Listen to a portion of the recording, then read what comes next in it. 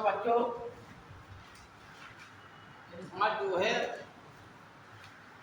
GK का इतिहास का पोषण पढ़ाया जा रहा है, ठीक है ना। क्योंकि अलग अलग दिन अलग अलग पढ़ाए जाते हैं आप लोगों को। तो देखिए आपको हमने पिछले चैप्टर में कहाँ तक पढ़ा दिया था, है ध्यान? इनमें से कोई नहीं आया था। हाँ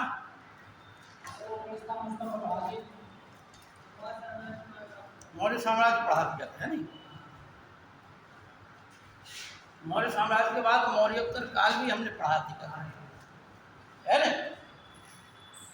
अब पढ़िए गुप्त काल और गुप्तोत्तर काल, ठीक।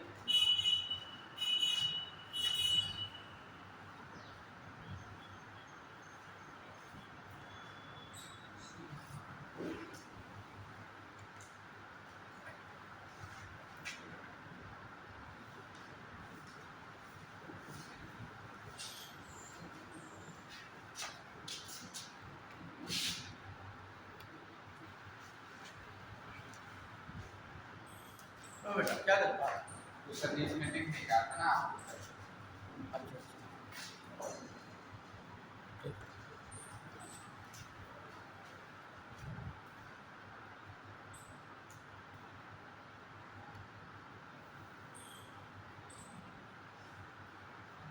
देखिए गुप्त वंश में का संस्थापक श्री गुप्त को माना गया। किसको माना गया?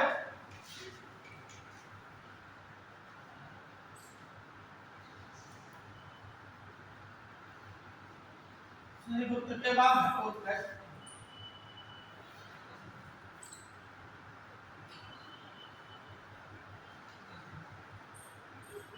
घटोत्कच के बाद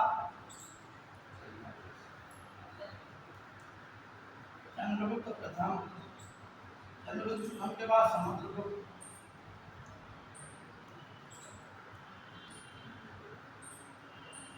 समुद्रगुप्त के बाद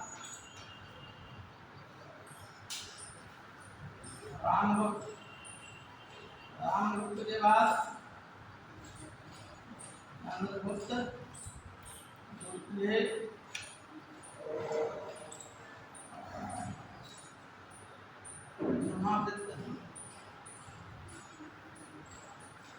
चंद्रगुप्त द्वितीय के बाद कुमारगुप्त,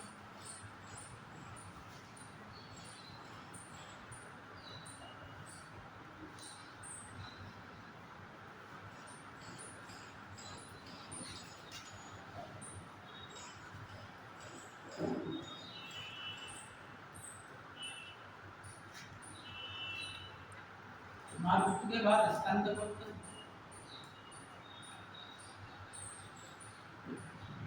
स्कंदगुप्त के बाद बुधगुप्त,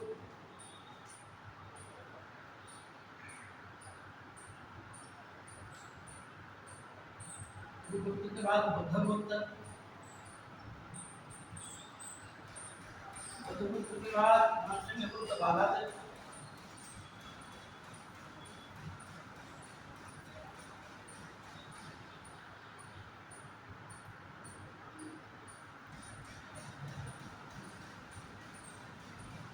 के बाद फिर छोटे छोटे हुए शासक और अंतर था विष्णु।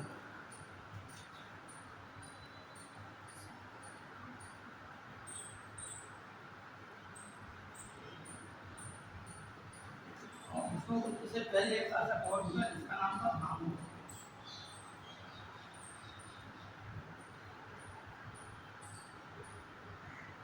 क्या है? विष्णुगुप्त अंतिम शासक,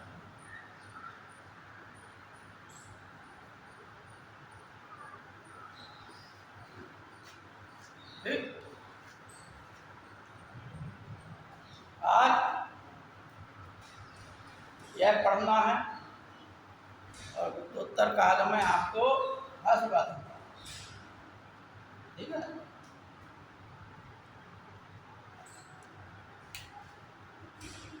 तो देखो बच्चों हमने वाकाटक वंश के बारे में बताया था आपको, गुप्तोत्तर उसमें मौर्योत्तर काल में शकों के बारे में बताया था, हिंद यवन शासकों के बारे में बताया था, कुषाण शासकों कुषाणों के बारे में बताया था, है ना। कुषाण वंश पढ़ाया था, हमने कनिष्क पढ़ाया था, ठीक। और इसके पश्चात इतिहास में जो काल आता है वह काल भारतीय इतिहास का स्वर्ण युग कहलाता है, ठीक। क्यों? क्योंकि इस काल में भारतीय संस्कृति का विकास हुआ, इस काल में आर्थिक गतिविधियों का भी विकास हुआ। हालांकि यदि हम कंपेरिजन करें कुषाण काल से कनिष्क काल से, तो कनिष्क काल की अपेक्षा इस काल में ह्रास हुआ आर्थिक गतिविधियों की, ठीक है।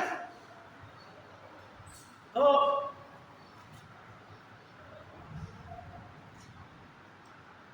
इस वंश का पहला शासक श्रीगुप्त को बताया, इसको बताया गया श्रीगुप्त। हालांकि कुछ अभिलेखों में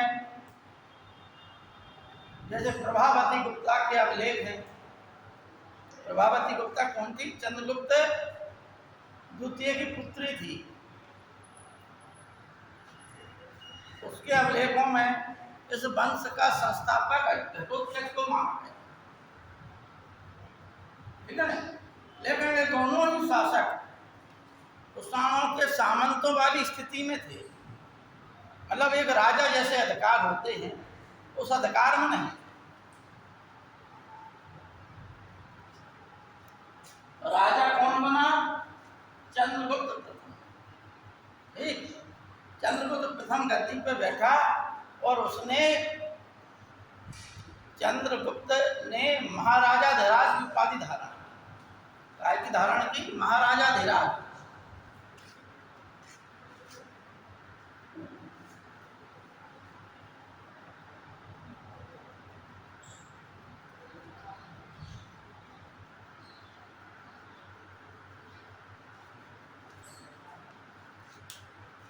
महाराजा धीराज की उपाधि धारण।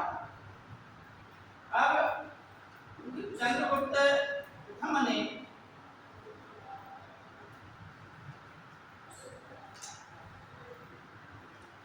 पानी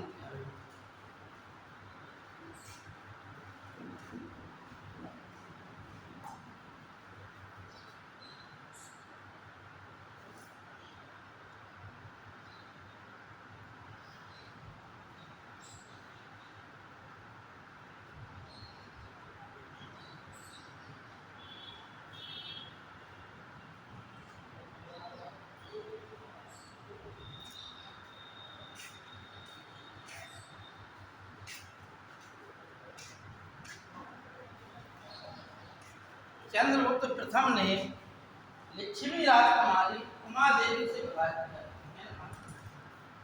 लिच्छवी राजकुमारी कुमार देवी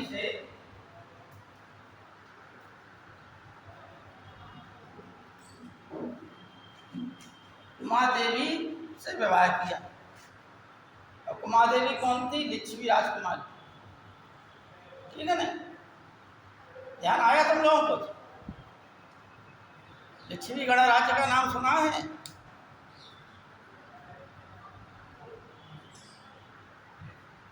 नहीं सुना?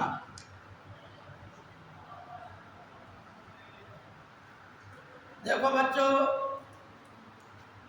मगध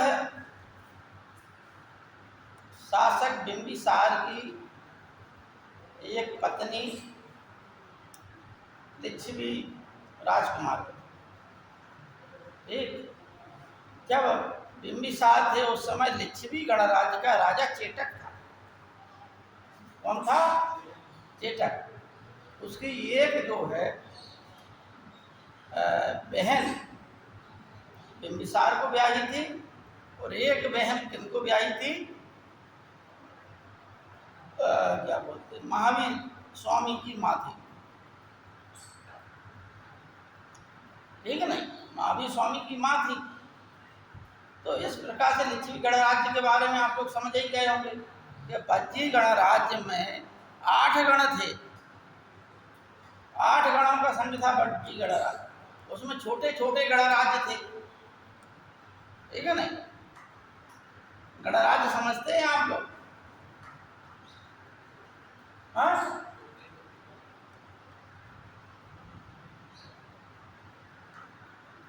तो भारत में अनेक प्रकार के तंत्र थे, लेकिन 2 ही तंत्र ज्यादा प्रमुख थे, एक राजतंत्र और दूसरा गणतंत्र। ठीक, अब ये क्या है गणतंत्र और राजतंत्र? जिस राज्य में राजा का शासन हो, जिस प्रदेश में राजा का शासन हो तो वहाँ पर राजतंत्र, और जहाँ पर गणतंत्र यानी गणों का शासन, गणों का मतलब है कि कोई प्रदेश है, वहाँ पर जो प्रमुख लोग हैं, कुलीन लोग, बड़े लोग, उनके मुखिया लोग मिलकर बैठकर शासन संयुक्त रूप से चलाते, ठीक है ना? और प्रत्येक परिवार से एक एक व्यक्ति आ जाता था कुटुंब से, तो हर परिवार का एक सदस्य होता था उसमें। परिवार उस समय बड़े बड़े होते थे, एक व्यक्ति कई संतान होती थी, तो उनके द्वारा संयुक्त रूप से शासन चलाना ही गणतंत्र कहलाता। भगवान कृष्ण जो है गणतंत्रात्मक राजा ही थे, राजतंत्र नहीं था भगवान राम कृष्ण का, भगवान राम का राजतंत्र था। इतिहास में भगवान कृष्ण को विष्णु कबीले का बताया गया, विष्णु वंश, विष्णु कबीला। ठीक, उस समय भगवान कृष्ण का जो मथुरा राज्य था, मथुरा वास्तव में राजधानी थी इन लोगों। ठीक, जैसे वैशाली इन 8 बज्जी संघ की राजधानी क्या थी? वैशाली। वहां से ये लोग पूरे राज्य पर शासन करते, इनके पास सेना होती थी, इनके पास आर्थिक गतिविधियां होती थी, ये बहुत शक्तिशाली होते थे, मिलकर शासन करते थे, सलाह मशवरा करते, ठीक है ना? उसी का रूप हम आज के समय में देखते हैं, लोकतंत्र। अब गणतंत्र लोकतंत्र में अंतर यही है कि गणतंत्र में क्या होता है कि राजा वंशानुगत नहीं होता, और लोकतंत्र में भी राजा वंशानुगत नहीं होता। प्रधानमंत्री वंशानुगत होता है? नहीं होता। जो योग होता है, जनता जिसे चुनती है वो प्रधानमंत्री बनता है, या नहीं? जनता जिस पार्टी को चुनेगी उसी पार्टी का व्यक्ति वो बनता है, तो जनता के द्वारा होता है वो। जनता ना चुनेगी तो वंशानुगत तो है नहीं कि भैया प्रधानमंत्री का लड़ा प्रधानमंत्री बनेगा, ऐसा तो कुछ है नहीं प्रावधान। अब अंतर क्या है? अंतर यह है कि यहाँ गणतंत्र में कुलीनों का शासन चलता था, वहाँ ऐसे वोट नहीं डाला जाता था। ठीक, हमने बताया कि भगवान कृष्ण के पिताजी सरदार थे। किसके सरदार थे? विष्णु वंश के, विष्णु कबीले के मुखिया थे, ठीक है ना? और जो जैसे हम कंस कहते हैं, कंस का पिता उग्रसेन भी अंधक कबीले या का मुखिया था। समझ में आई बात? तो गणतंत्र समझ में आ गई बात? देखो बच्चों, होता क्या बच्चों कि आप लोग, सही बात तो ये है कि यही अगर आप लोग कानपुर में जन्म लेते, अगर पढ़ रहे होते तो पढ़ाई ही कर रहे होते, ठीक है ना? देखिए बड़े शहरों में अभ्युदय योजना में बहुत लड़के सिलेक्ट हो रहे हैं, बहुत लड़के। बांदा में सफल क्यों नहीं हो रहा?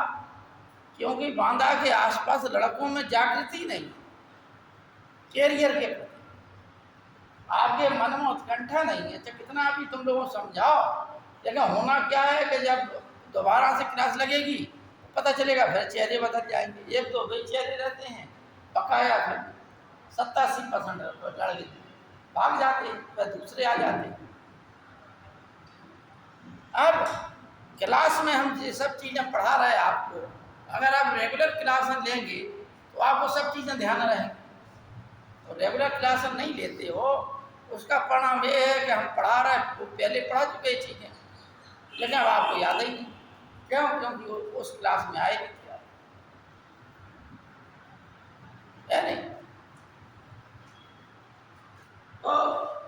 इसने वैवाहिक संबंधों के द्वारा अपनी स्थिति मजबूत कर ली। चंद्रगुप्त प्रथम मजबूत हो गया तो आसपास के क्षेत्रों को जीत लिया, ठीक, और महाराजा धीराज की उपाधि धारण की, यानी स्वतंत्र रूप से राजा बनने वाला पहला व्यक्ति ये था। लेकिन एक ऐसा राजा था जिस राजा ने अपनी रानी के को भी समान अधिकार दिया। क्यों? क्योंकि वह ऊंचे कुल की थी। भाई राजा की शक्ति किससे बढ़ी? रानी से। इनके पिताजी और हैं तो क्या थे? सामंत स्थिति में थे, लेकिन अच्छे कुल की बड़े राज परिवार की लड़की से ब्याह हुआ तो इसकी स्थिति उठ गई। तो इसने अपने साथ अपनी रानी का भी सिक्के में नाम लिखवाया और अपनी एक सिंहासन में बैठे हुए चंद्रगुप्त प्रथम और चंद्रगुप्त की पत्नी कुमादेवी का चित्र बना हुआ है और उस पर उनका लिखा हुआ चंद्रगुप्त और कुमादेवी प्रकार का सिक्का। ठीक, समझ में आ गई? जिसे हम कहते हैं रानी प्रकार का सिक्का, रानी की आकृति हम कहते हैं और नाम लिखा, ठीक है ना। तो एक चंद्रगुप्त प्रथम की उपलब्धि थी और इसके बाद चंद्रगुप्त प्रथम का लड़का बैठा समुद्र। वास्तव में इस वंश में क्या हुआ? इस वंश में चंद्रगुप्त का लिच्छवी राजकुमारी से विवाह होने से इसकी स्थिति उठ गई, ठीक है ना। भाई मान के चलिए कि आप लोग ये कहीं से मित्र दोस्त हो, कोई ना बड़ा है ना कोई छोटा, किसी की बहुत बड़ी नौकरी लग जाए, कोई बहुत बड़ा व्यापार करने लगे तो वो अपने स्तर से उठ जाएगा, है नहीं, और दूसरा वहीं बना रहेगा। तो ठीक इसी प्रकार से चंद्रगुप्त प्रथम के साथ हुआ। यह अपनी वास्तविक स्थिति से उठ गया, लेकिन स्थिति से उठा है, इतना बड़ा नहीं हो गया। बड़ा किसने बनाया राज्य को? समुद्र। ठीक, समुद्रगुप्त के 6 प्रकार के सिक्के मिलते, ठीक है ना। अब इन 6 प्रकार के सिक्कों के अतिरिक्त मतलब किसी भी राजा की जानकारी उसके सिक्के होते हैं, उसके अभिलेख होते हैं, साहित्यिक स्रोत होता है। इन सभी से जानकारी मिलती है कि वह राजा कैसा था। ठीक, समुद्रगुप्त की प्रयाग प्रशस्ति मिलती, क्या मिलती है?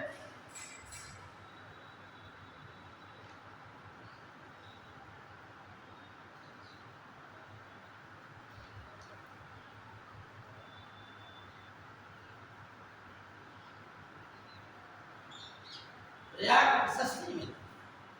और प्रयाग प्रशस्ति का लेखक कौन था? यह प्रयाग प्रशस्ति संस्कृत भाषा में लिखी गई।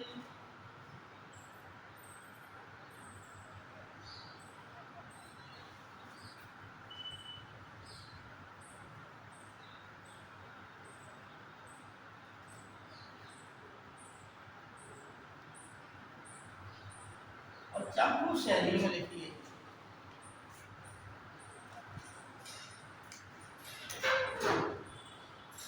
अब आप लोग पूछेंगे सर जी चंपू शैली क्या है?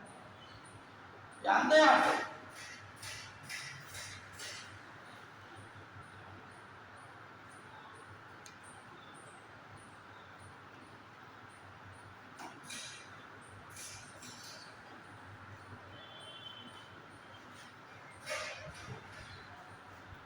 देखो बच्चों,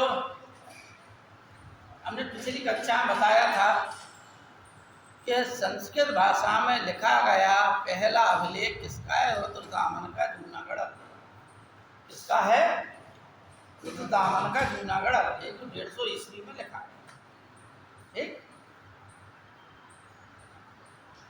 इसका शासनकाल, चंद्रगुप्त प्रथम का शासनकाल 319 से प्रारंभ होता है, ठीक है ना। 319 से 350 तक, समुद्रगुप्त का 350 से 375 तक, अनुरोध धर्मांतर का 375 से 415 तक इस प्रकार से दिया गया है। ठीक, 319 में जब यह गद्दी पर बैठा तो उसी समय इसने एक संबंध चलाया, इसे क्या कहते हैं? गुप्त संबंध।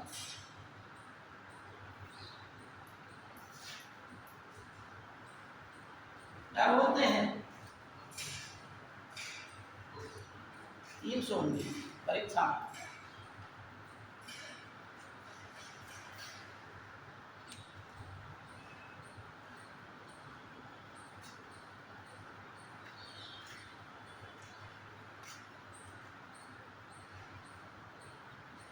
बच्चों हम बताए थे चंपू शैली। ठीक, हम ये बता चुके कि संस्कृत का पहला शिलालेख किसका है? रुद्रदामन का जूनागढ़। अब हम कह रहे हैं कि यह जो चंपू शैली में लिखी गई क्रिया प्रशस्ति, तो चंपू शैली किसे कहते हैं? चंपू शैली उसे कहते हैं जो गद्य और पद्य दोनों में मिश्रित हो। इसमें हो गद्य और पद्य में।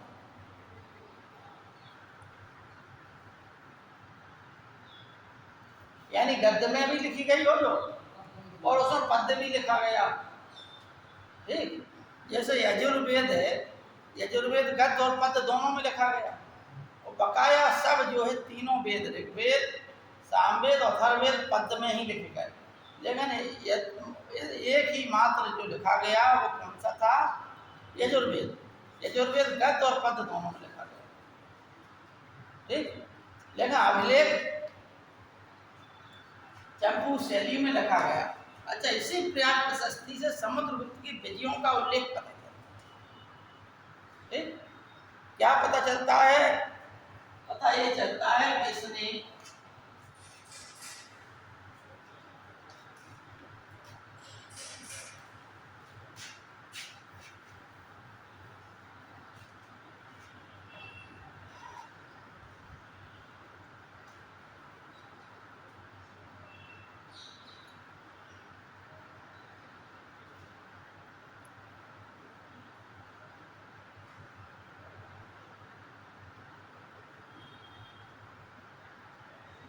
आर्यवर्त के 2 युद्ध लड़े इसने, फर्स्ट और सेकंड। पहले युद्ध में 3 शासकों पर आया, दूसरे युद्ध में 9 शासकों पर आया। ठीक, हाँ ठीक, क्योंकि हमने बताया कि चंद्रगुप्त प्रथम की अपेक्षा समुद्रगुप्त बड़ा राजा था। क्यों? क्योंकि इसने जो है भारत के, संपूर्ण भारत के अधिकांशतः राजाओं को हरा दिया, पराजित कर दिया, और उत्तर भारत के समस्त राजाओं को नष्ट ही कर दिया, राज्यों को ही नष्ट कर दिया। दक्षिण भारत के राजाओं को सिर्फ जो है अपना अधीनस्थ बना दिया। ठीक, तो दक्षिणापथ का युद्ध प्रयाग प्रशस्ति की 13वीं और 13वीं 14वीं 19वीं पंक्ति से पता चलता है।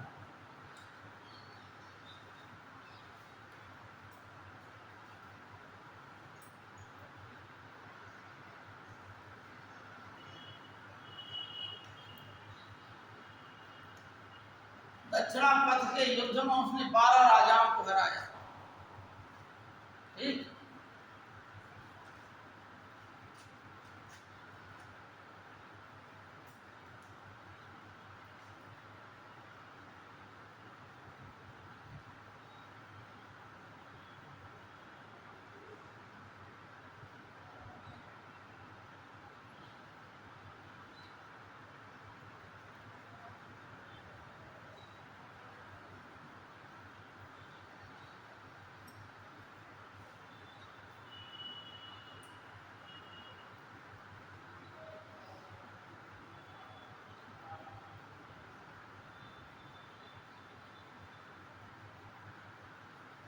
ये हम लिखा देते हैं, आप लोग पंक्ति पूछ लेते हैं।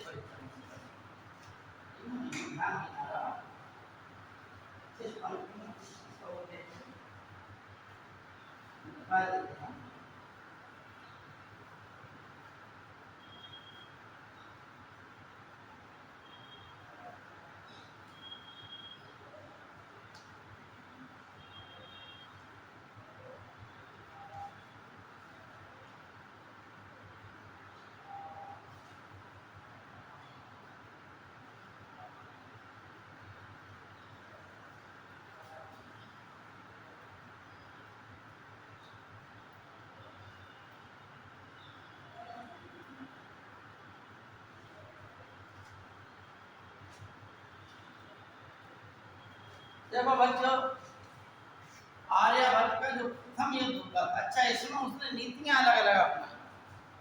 समुद्रगुप्त ने नीतियां अपनी अलग अलग अपनाई। क्या अपनाई कि यहाँ पर उसने क्या किया, विश्वोद्धरण यानी कि पूर्ण रूप से उन्मूलन कर दिया। लेकिन दक्षिण राजाओं के खिलाफ क्या किया, ग्रहण मोक्षण नीति अपनाई। पहले आप लोग कि किस पंक्ति में किन युद्धों का वर्णन है ये लिखे, ठीक है ना। हमने बताया 13वीं 14वीं पंक्ति और 21वीं पंक्ति।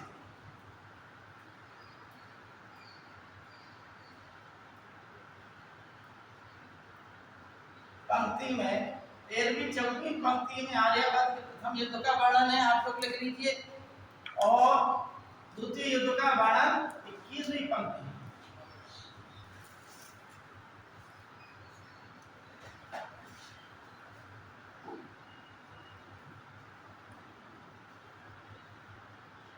दक्षिणापथ का जो है 19 और 20वीं पंक्ति में है।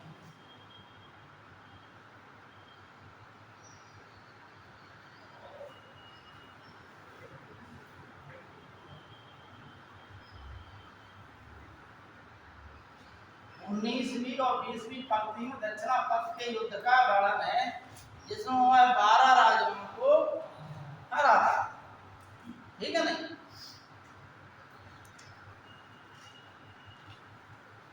अब जो है 8वें राज्यों की विजय 21वीं पंक्ति में। 8वें 21वीं पंक्ति में सीमावर्ती राज्यों का उल्लेख 22वीं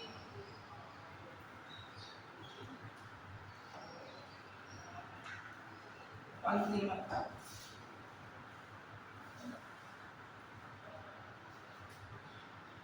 विदेशी 23 और 24, विदेशों से युद्ध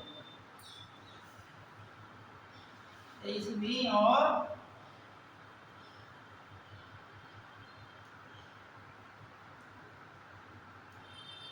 20वीं।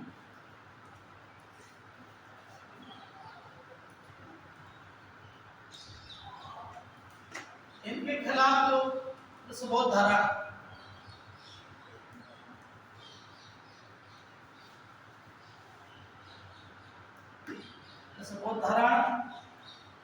दूसरी बार आर्य दक्षिणापथ के ग्रहण मोक्षानुग्रह है।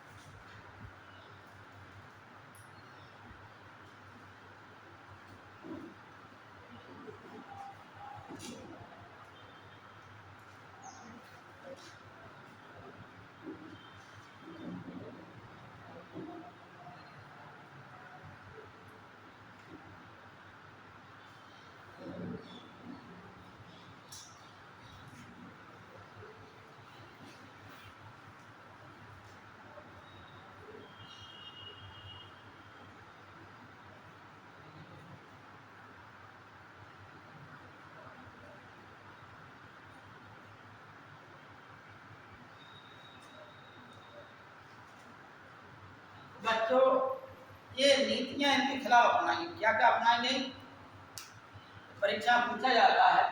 आर्यभट्ट के खिलाफ उसने जो नीति अपनाई समुद्र, वह नीति का उद्देश्य था विश्वोद्धरण यानी उनका संपूर्ण नाश कर। ठीक, जब राज्य ही नहीं रहेगा, राजा ही नहीं रहेगा, तो उस पर समुद्रगुप्त का अधिकार हो गया। ठीक है नहीं। दूसरा, दक्षिणापथ के 12 राजाओं को हराया, जिसका उल्लेख 19वीं 20वीं पंक्ति में है। इसमें क्या होगा, इसमें उसने जो नीति अपनाई, यानी राजा को हराया और उनको उनका राज्य सौंप दिया। क्यों? क्योंकि उनसे धन ले लिया उसने, उनकी लक्ष्मी का हरण कर लिया, लेकिन राज्य का हरण नहीं किया। ठीक है नहीं, समझ में आ गई। पहले के हिंदू राजा लोग ज्यादातर आपस में ही युद्ध करते थे। कहते क्या थे उन युद्धों में, एक राजा दूसरे राजा को मारता नहीं था। ठीक, एक राजा ने अगर पीठ दिखा दी तो दूसरा राजा पीठ किए हुए राजा को मारता नहीं। ठीक, ये कुछ चीजें ऐसी थी जिनका ये लोग अपनी खाली वीरता के लिए और राज्य विस्तार के लिए राजा को अपना अधीन बनाकर इतना छोड़ देते। ठीक है नहीं, इतना काम कहते थे प्राचीन समय से। तो राज्य का तो धन ले लिया राजा से, ये कहा कि तुम जो है हमारे अधीन बने रहो, काम करते। दक्षिण भारत के राजाओं के साथ तो वो राजा कितने थे, 12 राजा। ठीक, अब आइए 8 का मतलब है कि जो उत्तर प्रदेश के गाजीपुर से लेकर, गाजीपुर जिला है, उत्तर प्रदेश के गाजीपुर से लेकर मध्य प्रदेश के जबलपुर तक के जंगलों में फैले हुए राज्य हैं, उनका उल्लेख। उस समय वहाँ राज्य फैले हुए थे, उन राजाओं के खिलाफ, उन जंगली राजाओं के खिलाफ समुद्रगुप्त ने क्या किया, उन्हें अपना दास बनाकर, ठीक, यानी उन्हें अपने अधीन पूर्णता कर दास बना दिया।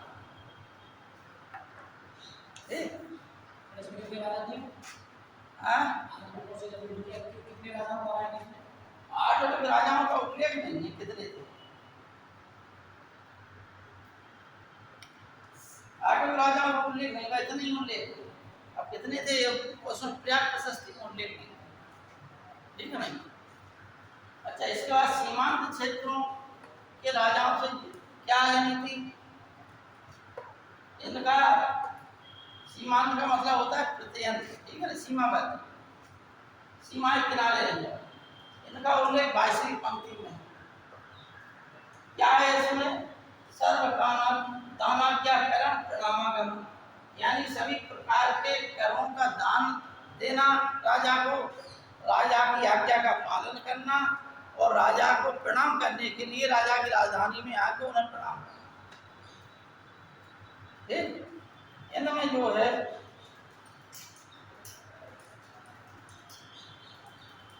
इनमें राजतंत्र थे और गणतंत्र थे इनमें। ठीक है ना। और समुद्रगुप्त को ही कहा गया है कि भारत में समुद्रगुप्त ही ऐसा था जिसने भारत में गणतंत्रात्मक राज्यों का अंत। इसके पश्चात भारत में गणतंत्र हमेशा के लिए समाप्त। ठीक है नहीं, क्योंकि एक चीज और है, जहाँ एक व्यक्ति का शासन हो वहाँ राज्य चलता है, जहाँ अनेक लोगों का शासन हो होता क्या है, खींचतान होने लगे। एक ही चीज के अनेक मालिक हों, क्या होगा, खींचतान होगा।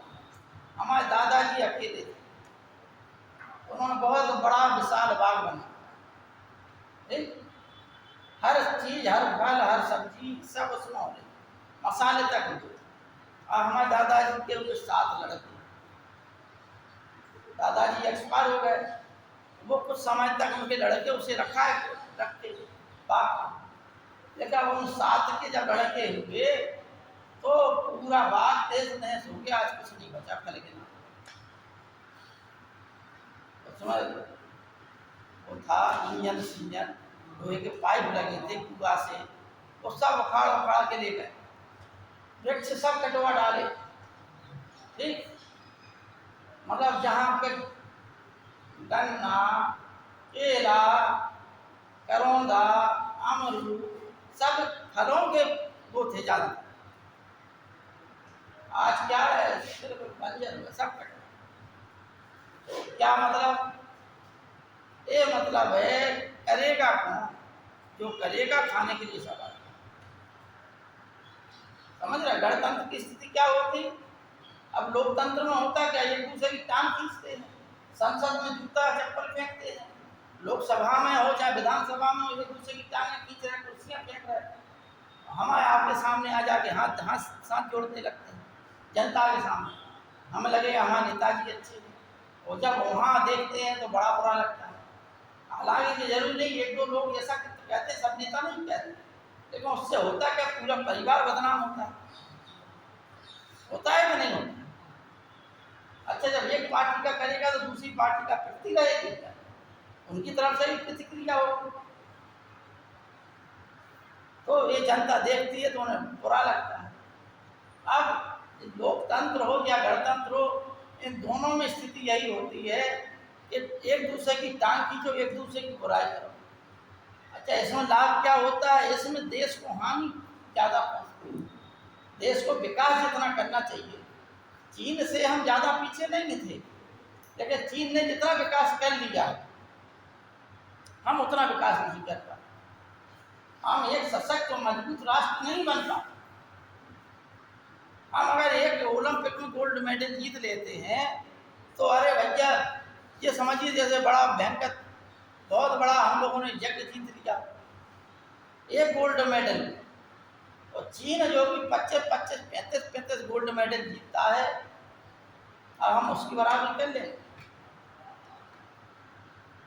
अब चीन ने क्या किया, अपने देश में खेल नीति अपनाई। चीन में एक ही पार्टी है, ठीक है, एक ही व्यक्ति का शासन चलता है, उसने जो कह दिया उसे मानना है, नहीं मानोगे तो जेल में डरे दिखाई दोगे। पहले वहां थी कि 2 बच्चा पॉलिसी, तो सबको मानना था, अगर 2 से ज्यादा किया तो हर चीज से वंचित कर दिया गया। पर उसने अपना एक बच्चा पॉलिसी, चाहे लड़का हो या लड़की हो, एक ही बच्चा बस खाली, ज़्यादा किया तो हर चीज़ों से वंचित कर दिए जाओगे। जब आप रोड पे आ जाओगे तो करोगे क्या, तो सरकार हर चीज़ से तुम्हें सुविधाएं छीन लेगी। जो राशन मिल रहा है, जो सब कुछ मिल रहा है हमारे देश में, अगर सरकार ये चीज़ें अपना दे चीन जैसी, तो जनसंख्या नियंत्रण हो जाएगी, अपने आप हर आदमी माला माल हो जाएगा। भाई जनसंख्या जिस हिसाब से बढ़ रही है, हर आदमी को जगह चाहिए, हर आदमी को मकान चाहिए। जब मकान चाहिए तो भैया खेतों में मकान बन रहा है, खेतों में प्लॉटिंग हो रही, खेत कम होते जा रहा है, अन्न कहाँ से उत्पन्न होगा खाने के लिए, इतनी बड़ी जनसंख्या। एक दिन क्या होगी, भयावह स्थिति हो जाएगी। आज राज्य सरकार रेवड़ी की तरह सुप्रीम कोर्ट ने फटकार लगाई है कि रेवड़ियों की तरह बांट रहे हो आप, कि हम ये बांटेंगे, हम वो बांटेंगे, हैं तो कहीं लैपटॉप, कहीं आईपॉड, कहीं कुछ। उससे हो क्या रहा, राज्य को उससे तो जा रहा, नुकसान हो रहा। लाभ क्या है,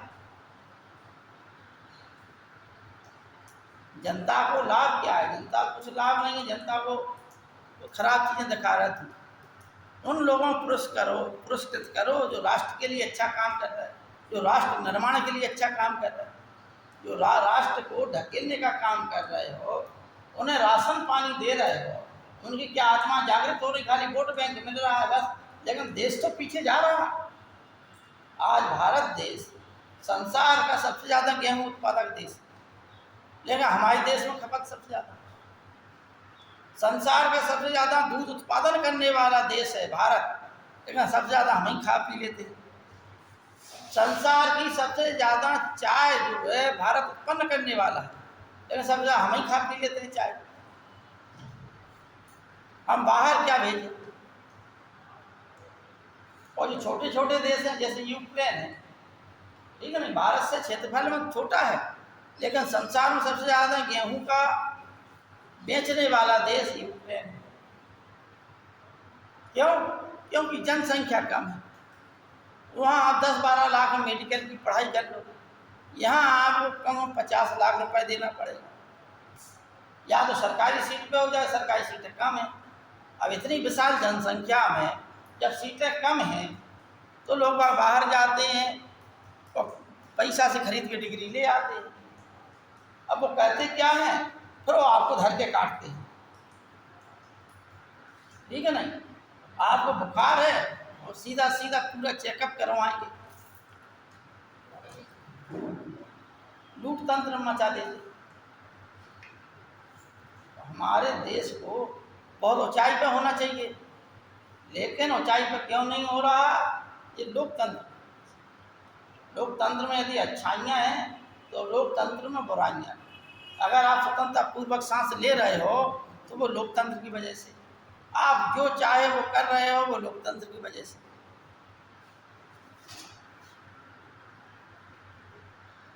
है नहीं। आप चाहे जितनी भूमि खरीद लो, चाहे जितना कुछ व्यापार फैला लो, इसकी वजह से, लोकतंत्र की वजह से। आप स्वतंत्रता पूर्वक इतना भी व्यापार कर सकते हो अपना, लेकिन अन्य अब होता क्या है कि और चीज़ें गड़बड़ हो रही हैं। लोकतंत्र के लाभ भी हैं तो लोकतंत्र की हानि। जब लोकतंत्र मजबूत होता है तो देश का विकास होता है, ठीक। लोकतंत्र जब कमजोर होता है तो देश का विकास नहीं, ठीक है। तो बच्चों आइए समुद्रगुप्त पे। उस समुद्रगुप्त ने सीमांत क्षेत्रों से युद्ध किया, इन्हें क्या ये हमने बता ही दिया है, विदेशी शक्तियों से युद्ध किया। अच्छा, सीमांत क्षेत्रों में तो मैं बताया गणतंत्र थे और राजतंत्र थे। राजतंत्र में थे समतट, दवाब, कामरूप, बैतपुर और नेपाल, ठीक। और गणतंत्रों में क्षुद्रक, मालव, योधे आदि जो है गणतंत्र थे। यानी जितने गणतंत्र थे उन सबको नष्ट करने का श्रेय समुद्रगुप्त को जाए। इसके बाद भारत में कहीं गणतंत्र नहीं, ठीक। भाई महात्मा बुद्ध से भी जब अजातशत्रु ने पूछा कि बच्ची संघ को कैसे जीता जाए, तो महात्मा बुद्ध ने कहा कि गणतंत्र की जो है सबसे बड़ी शक्ति होती है उनकी एकता। यदि उनकी एकता तोड़ा दी जाए तो गणतंत्र अपने आप धराशायी हो जाए, है। और यूनान में एक मकदूनिया छोटा सा राज्य था। इंग्लैंड भी संसार में छोटा राज्य है, लेकिन बड़े बड़े देशों को उसने कब्जे में किया। उसी प्रकार से यूनान में मकदूनिया एक छोटा सा द्वीप पे देश था, जैसे इंग्लैंड नहीं है द्वीप का देश, समुद्र के बीच में द्वीप उभर आता है, वैसे ही मकदूनिया एक देश था। वहाँ का राजा था फिलिप। उसने जो है बगल में लगा हुआ था राज्य यूनान का, बहुत बड़ा राज्य, वहाँ गणतंत्र था। उसने उन गणतंत्र के जो कुलीन लोग थे उनको आपस में भिड़ा दिया, इधर की चुगली उधर करवा दी, आपस में भिड़ गए और उसने पूरे यूनान को जीत लिया। तो गणतंत्र की बुराई समझ गए, गणतंत्र की अच्छाई भी समझ गए। क्या है अच्छाई? एकता। और जब एकता ही खंडित हो जाए तो आसानी से उन्हें जीता जा सकता, ठीक है ना। अब हम बता रहे थे आपको ये सीमांत क्षेत्रों से 22वीं पंक्ति। अब आइए विदेशियों से 23वीं 24वीं पंक्ति में है। इनके साथ उसने क्या किया? कन्या आत्मनिवेदन, यानी आत्मनिवेदन करते थे वे स्वयं आकर, कन्योपासन, अपनी कन्या का दान करते थे, और एक राजपत्र गरुण मुद्रा से रहित। देखो मौर्यों का क्या था? राज चिन्ह मोर, और इनका राज चिन्ह क्या था? गरुण। गुप्तों का क्या था राज चिन्ह? गरुण। मौर्यों का मोर, ठीक। यहाँ लिखा है गरुण मंदक सो विषय, ठीक। अब समुद्रगुप्त भारत में इसी मार्ग से आया, उसी मार्ग से चला, इस मार्ग से नहीं आया। क्यों? क्योंकि यहाँ जो है वाकाटक वंश था, वाकाटक वंश के ऊपर कौन था? वाकाटक वंश के ऊपर थे शक गुजरात, ठीक। इसलिए समुद्रगुप्त कैसा आया? समुद्रगुप्त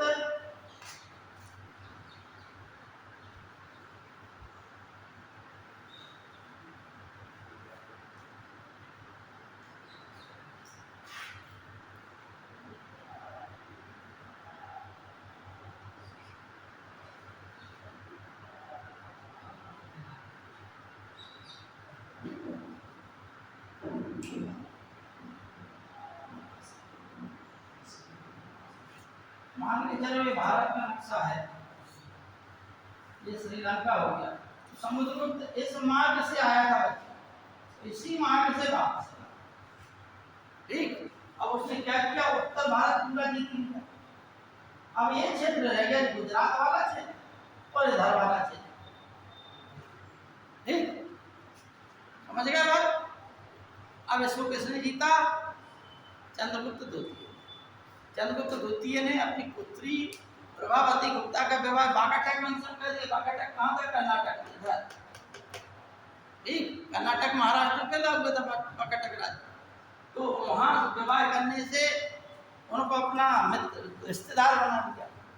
और यहाँ गुजरात में फैला हुआ था क्या, पूरा गुजरात ही है, यहाँ फैला हुआ था शक वंश। ठीक है, यहाँ रुद्र सिंह तृतीय शासन कर रहा था, उन कर रहा था शकों में। इतने क्षेत्र में कौन थे, शक थे।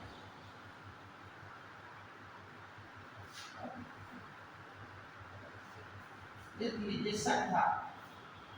और यहाँ पर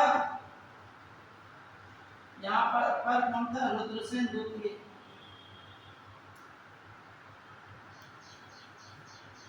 ये कौन था रुद्रसेन द्वितीय, रुद्रसेन द्वितीय था बाकाटक।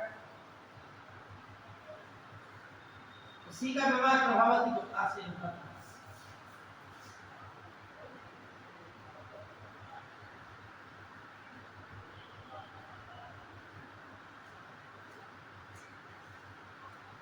आई बात समझ।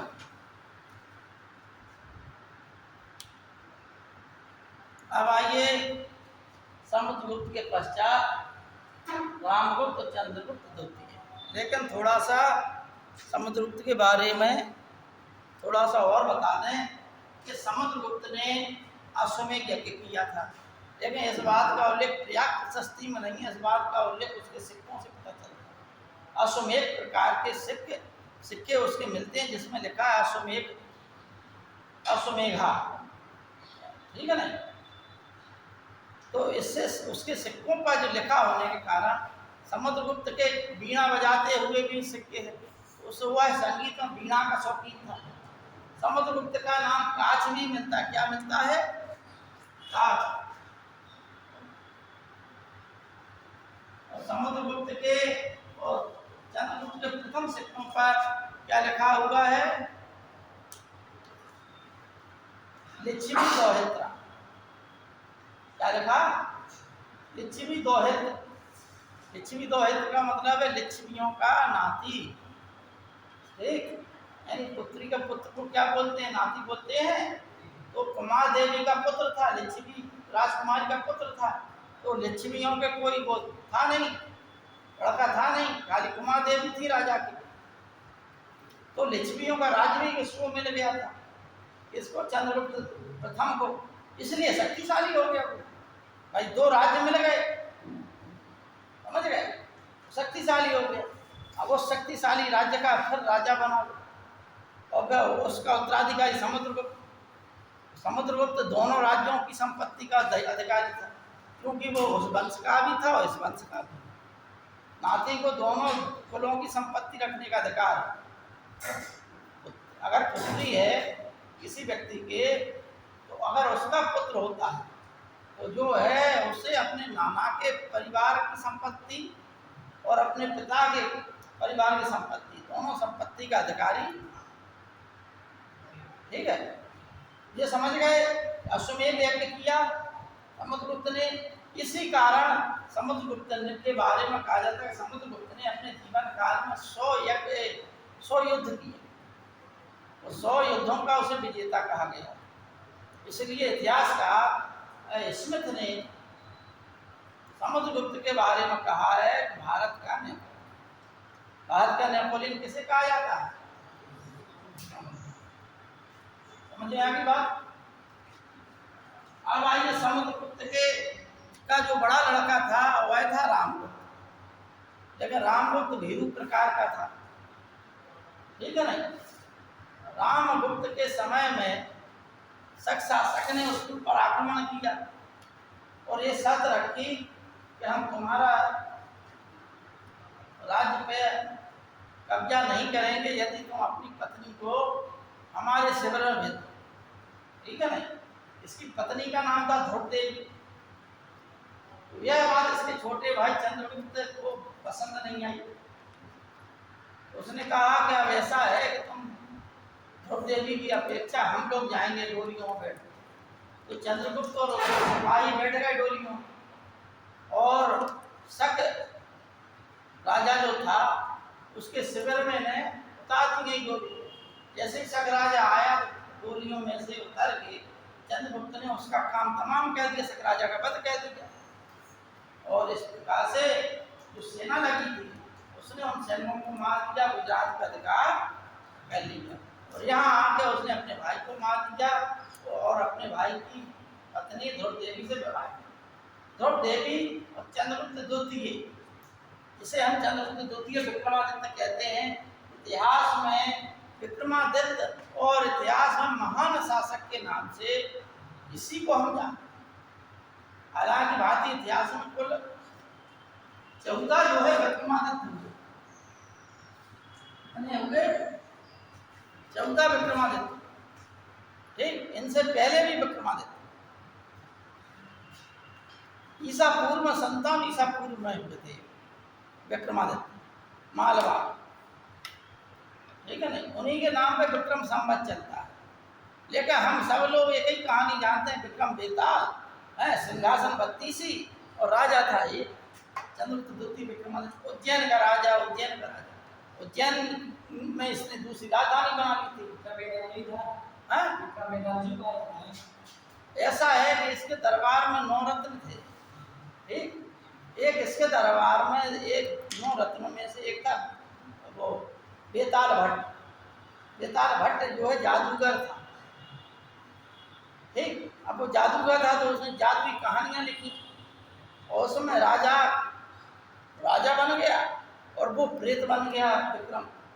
विक्रम बेताल बन गया। वो बेताल भट्ट उसका खुद का नाम था, जादूगर, और वो उसने अपने आप को बेताल बना दिया, प्रेत।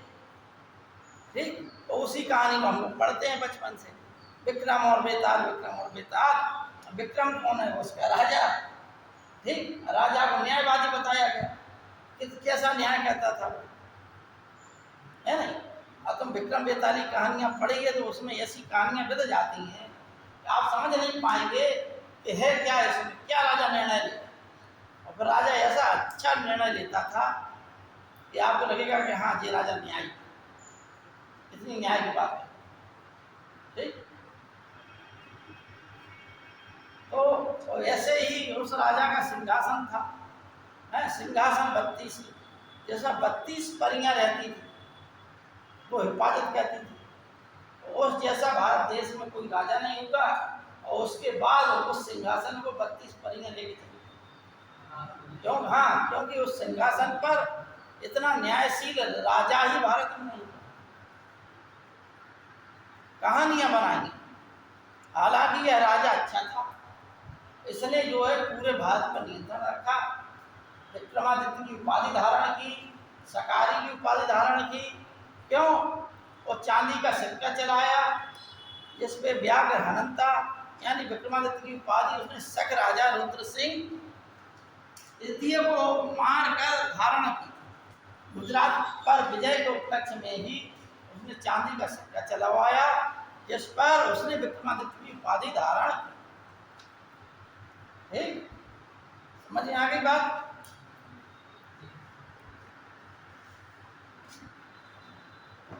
अब इसके जो 9 रत्न है कल को हम लिखा देना, 9 रत्न लिखना है।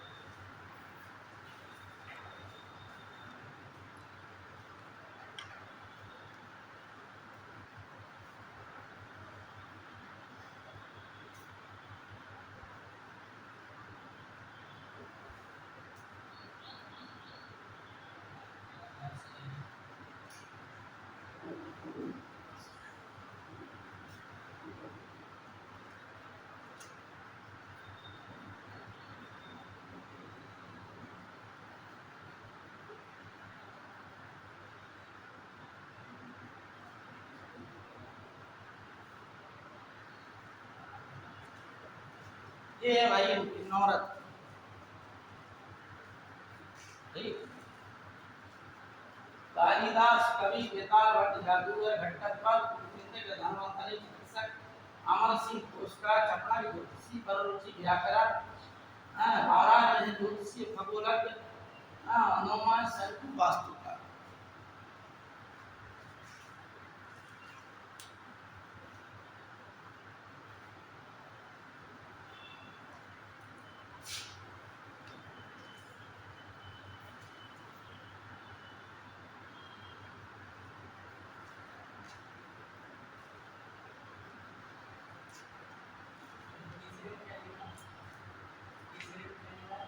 हाँ शंकु वास्तुकार। कौन सा तीसरा घटकर सातवें नंबर में क्या लिखा है? 7वां नंबर वर रुचि। वर रुचि। वर रुचि। और हाँ इसका जो है शिक्षक था वसुबंधु। इसका चंद्रगुप्त का।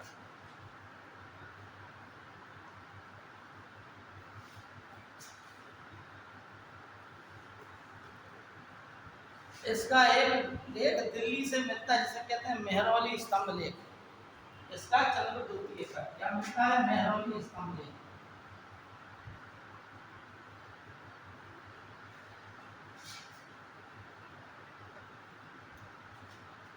जिसमें इस शासक के बारे में लिखा है कि जब यह लेख लिखा गया तो इस शासक की मृत्यु हो गई थी।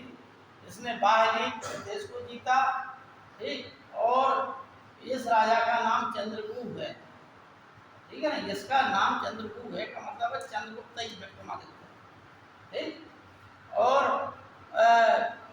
यह राजा मतलब मर चुका है लेकिन इसका यश चारों ओर फैला हुआ। ठीक।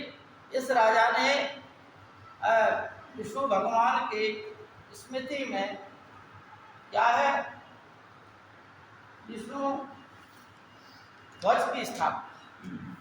ठीक है नहीं। भगवान विष्णु की याद और अपने आप को परम भागवत इसने कहा। चंद्रगुप्त द्वितीय की क्या उपाधियां थी?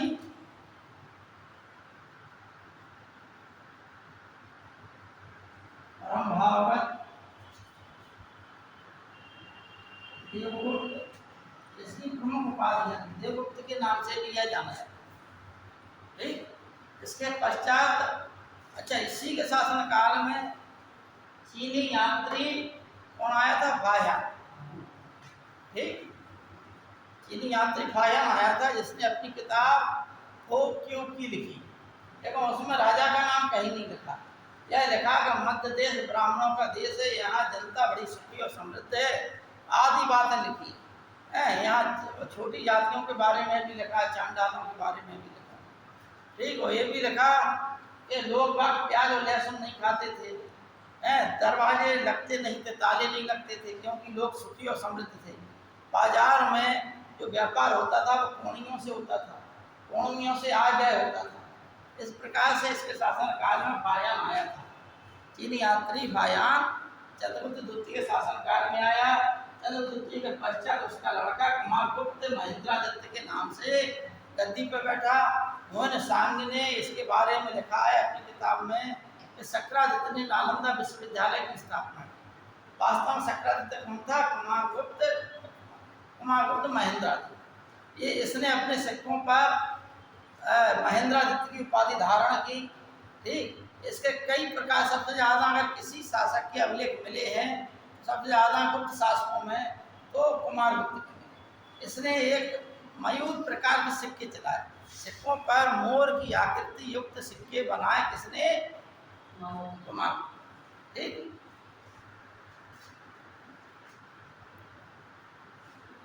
तो शक्रादित्य इसकी उपाधि थी क्योंकि इसी ने नालंदा विश्वविद्यालय बनवाया। समझ में आ गई? नालंदा विश्वविद्यालय बनवाने का श्रेय किसे जाता है? कुमारगुप्त। जिसकी उपाधि शक्रादित्य थी। और यह बात किससे पता चलती है? उससे हुन सांग अब स्कंदगुप्त का है भीतरी स्तंभ लेख,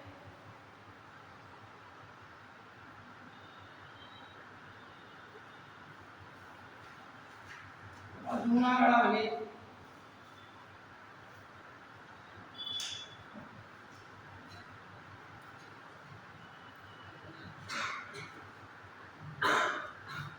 स्कंदगुप्त के समय, कुमारगुप्त के समय, क्योंकि जब यह बूढ़ा हो गया था उस समय पुष्यमित्र नामक एक जाति ने आक्रमण किया था।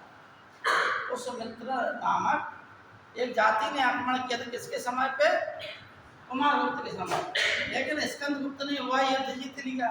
जब वह राजधानी में आया तो इसने अपनी मां को विधवा के रूप में देखा, यानी तब तक राजा की मृत्यु हो गई थी। ठीक, अच्छा, इसी के समय स्कंदगुप्त के समय जो है एक लेख लिखा गया भीतरी स्तंभ लेख। भीतरी स्तंभ लेख उत्तर प्रदेश के गाजीपुर जिले में मिलता है, जिसमें यह पता चलता है कि स्कंदगुप्त के समय हूणों ने भारत में आक्रमण, और हूणों का नेता उस समय कुशनवाज था। कौन था? कुशनवाज।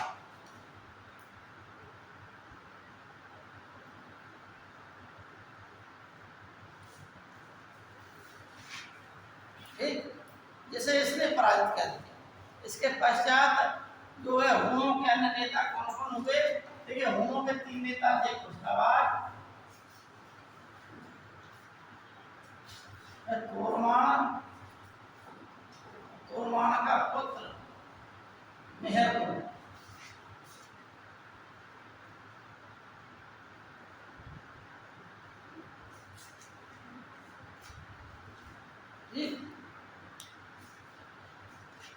तोरमान ने पवैया को अपनी राजधानी बना लिया था। कुशनवाज हार गया था तो इसने कोई राज्य स्थापित नहीं कर पाया, लेकिन तोरमान ने अपना राज्य स्थापित कर लिया था तो इसने पवैया को राजधानी बनाया। उसका लड़का था मेहरपुर, जिसने मेहरपुर में कब आक्रमण किया? मेहरपुर ने नरसिंहगुप्त विक्रमादित्य के शासनकाल में आक्रमण किया, और नरसिंहगुप्त बालादित्य ने इसे जो है पकड़कर कैद खाने में डाल दिया। लेकिन इसकी माँ बौद्ध थी, अतः माँ के कहने पर इसने मेहरपुर को छोड़ दिया। मालवा का इसी समय एक राजा था यशोवर्मन, उसने मेहरपुर को फिर हराया। एक बार नरसिंहगुप्त से हार गया, कौन? मेहरपुर। ठीक, और फिर दूसरी बार किससे हारा? मालवा के शासक यशोवर्मन से। यशोवर्मन से हारने के पश्चात इसका राज्य छिन गया और यह भागकर कश्मीर गया। वहाँ के राजा ने इसे शरण दी तो इसने शरण देने वाले राजा की हत्या कर ली, कश्मीर पर कब्जा कर लिया। ठीक, इसने चूंकि बौद्धों को बहुत मारा, अन्य धर्मों को, स्तूपों को नष्ट किया, मेहरपुर को बौद्धों का सबसे बड़ा विरोधी माना गया, और यह भगवान शिव का उपासक था। यानी इन लोगों ने थे चीनी, लेकिन भारत में आकर भारतीय संस्कृति को अपनाया। ठीक, और भानुगुप्त के शासन काल में 510 ईस्वी में एक घटना घटी कि हूणों से युद्ध करते हुए इसका एक सेनापति था गोपराज, वह मारा गया। 510 ईस्वी के एरण अभिलेख में लिखा है, एरण अभिलेख सागर जिले से मिला है, जिसमें लिखा है कि एरण अभिलेख में कि इसका भानुगुप्त का जो मित्र था और सेनापति था गोपराज, वह युद्ध में मारा गया, और उसकी पत्नी यह बात सुनकर सती है। तो यह सती प्रथा का पत्थर पर लिखा होगा पहला अभिलेख सती प्रथा। ठीक, अंतिम गुप्त शासक विष्णुगुप्त था। भारत में मंदिर निर्माण कला, मंदिर जो न बने, भारत में मंदिरों का निर्माण गुप्त काल से हुआ। भारत में महाभारत, रामायण का जो वर्तमान स्वरूप हम लोग पढ़ते हैं, यह गुप्त काल का। पुराणों को अंतिम स्वरूप दिया गया गुप्त काल। ठीक है ना? गुप्त काल को ही स्वर्णयुग कहते हैं, क्योंकि इस काल में बृहत्तर भारत का निर्माण हुआ। बृहत्तर का भारत का मतलब है कि भारतीय संस्कृति का इंडोनेशिया, जावा, सुमात्रा और भारत से बाहर भी संस्कृति का प्रचार प्रसार। ठीक है ना? इसलिए इसे कहते हैं। अच्छा, गुप्तों के समय जो है आर्थिक गतिविधियां कमजोर हो गई, इसलिए स्कंदगुप्त के समय के जो सिक्के मिलते हैं उसमें सबसे ज़्यादा मिलावट मिलती है।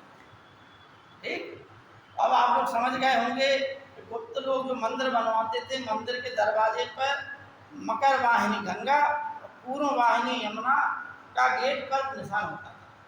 ठीक, जैसे गेट ए है, एक तरफ गंगा जी बनी, एक तरफ यमुना जी बनी, और हर व्यक्ति की देवी देवता की पहचान उसके वाहन, उसके प्रतीकों से होती है।